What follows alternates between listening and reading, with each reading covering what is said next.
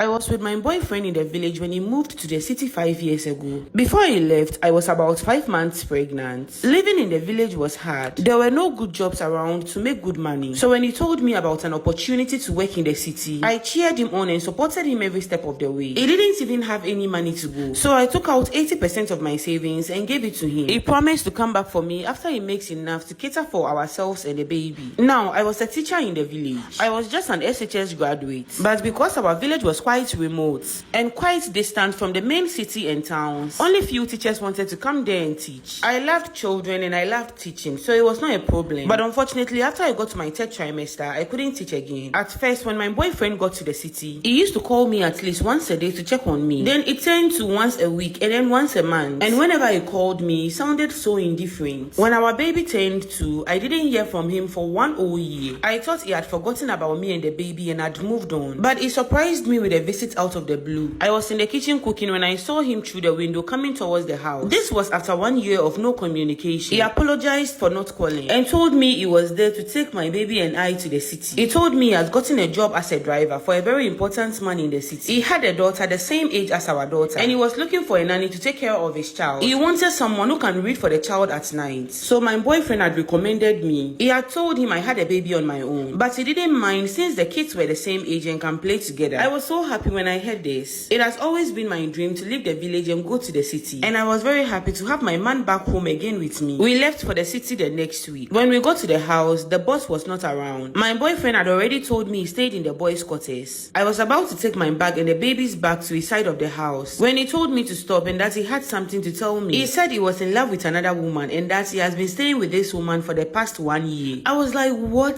This man had slept with me several times since he came to the village last week. He didn't say anything about dating another woman. Why would he bring me from the village to the city only to tell me he was not in love with me anymore? Who does that? I was so angry and I didn't know what to do. Tears just streamed down my face. He didn't even tell me he was sorry. He just said his feelings has changed, and since this man traveled to the city, he has not even sent a penny to take care of our baby. I was the one doing everything. I didn't want to give him pressure because I thought he had not gotten a good job, but here he was living a good life with another woman. He told me I had been given a room in the main house, and without saying a word to me, he just took my things to my room and left. Later that night, he knocked on my door, told me to come out and that he wanted to talk to me. He told me the reason why he has not been sending money for our child was because he has been sending money to his uncle to buy a land in the village for him. He said he knew I was more than capable of taking care of our child myself. But the last time he spoke with me, I was complaining of not having money. So since he couldn't give me money because he had planned to use the money for other things, when he heard of this job opportunity, he immediately thought of me. I was qualified for the position, and it was also a way for me to make money to take care of our child and myself. Also, he had not told the boss that I used to be his girlfriend and that our child was his. He told me to use my own surname for our child and not to reveal our history to the boss. I just stared at him blankly. How can this man be so insensitive towards me? And after everything I have done for him, I was in the village struggling to take care of our child. I was teaching and working 2 extra jobs just to make ends meet. And all this while, he was making money. He was living a good life in the city. It was clear this man had never cared about me, because you will never do this to someone you love. I cried myself to sleep that night. And the next day, this man had the audacity to introduce his new girlfriend to me.